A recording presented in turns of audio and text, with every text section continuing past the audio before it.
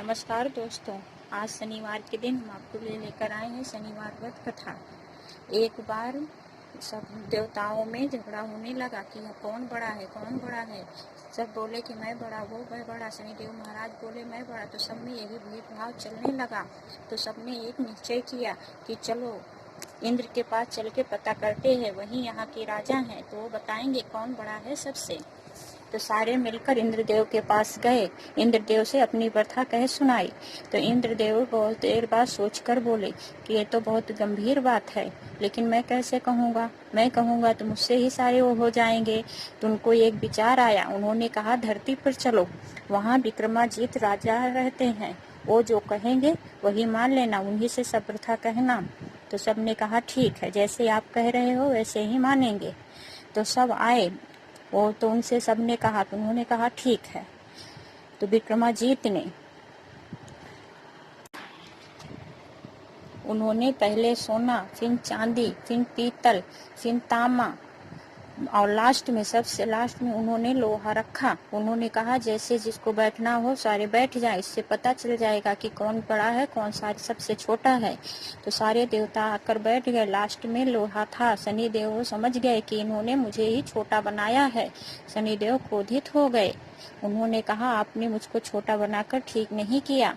सूर्य की तो 7.5 2 महीने रहती है, सारे की तो सब छोटे छोटे रहते हैं, हमारा तो रहता है 7.5 साल तक, और ढैया 2.5 साल तक रहते हैं। अब आप अपना विचार कर लो। वो गुस्सा होकर वहां से चले गए। विक्रमाजीत ने कहा कोई बात नहीं है, जो नसीब में लिखा होगा होगा तो वही।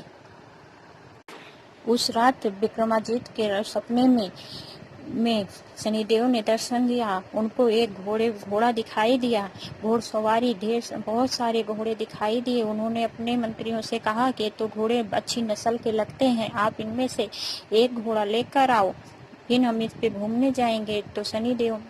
तो विक्रमाजीत ने उस घोड़े से गए, वो घोड़ा उनको ले जाके एक जंगल में छोड़ दिया। फिर वहां से अंतर्ध्यान हो गया। वो वहां पर भटक गए। भटकते किसी बनिए के पास आए। उनको बहुत प्यास लग चुकी थी। उन्होंने बनिए से पानी मांगा। बनिए ने पानी पिलाया। फिर विक्रमाजीत खुश होकर उनको अपनी अंगूठी दी और उन्होंने अपना नाम बताकर वहां से अपने नगर के लिए चल दिए। वो बनिए ने कहा कि आप कहाँ जाओगे, आज हमारे साथ भोजन करके फिर जाना। तो बनिए अपने घर लेकर गया और उनको जो दिया था उससे उसकी बहुत बरकत हुई। तो समझ गया ये बहुत अच्छे ही राजा हैं। लेकिन जब विक्रमाजीत भोजन करने बैठे तो खूंटी पे टंगा हुआ हार खूंटी खुद उसको ले जा रही थी। ये देखकर विक्रमाजीत अचंभित हो गए। बनिए ने सोचा यहाँ तो कोई नहीं है, बीका ने ही ये हार को चुराया है। बनिए ने राजा को संदेश दिया, सिपाही आके बीका को पकड़ के ले गए। तो राजा ने उनका हाथ और पैर कटा दिया। इसके बाद नगर के बाहर जाके उनको बैठा दिया।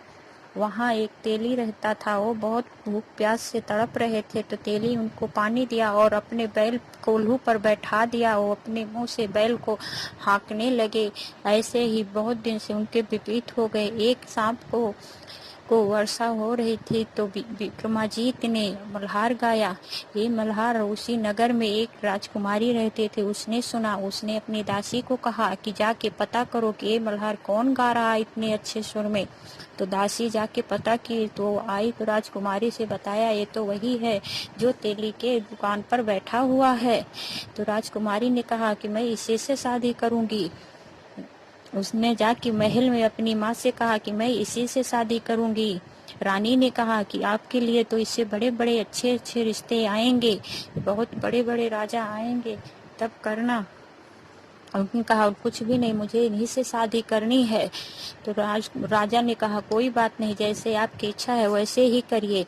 राजा ने अपनी लड़की की शादी विक्रमाजीत से करा दी।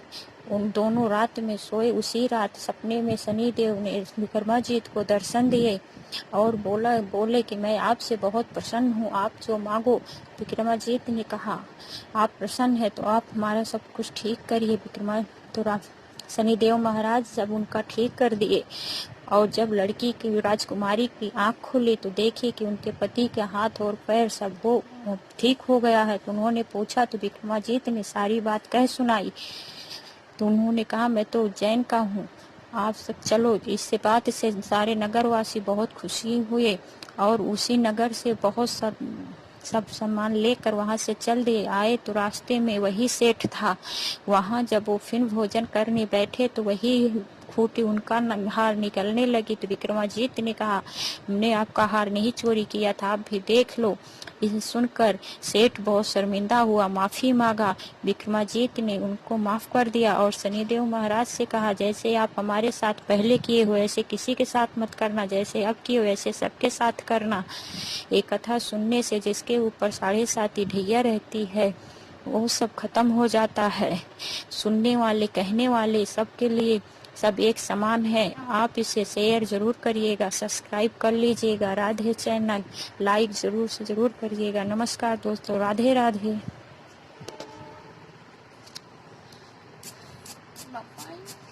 Cậu nghe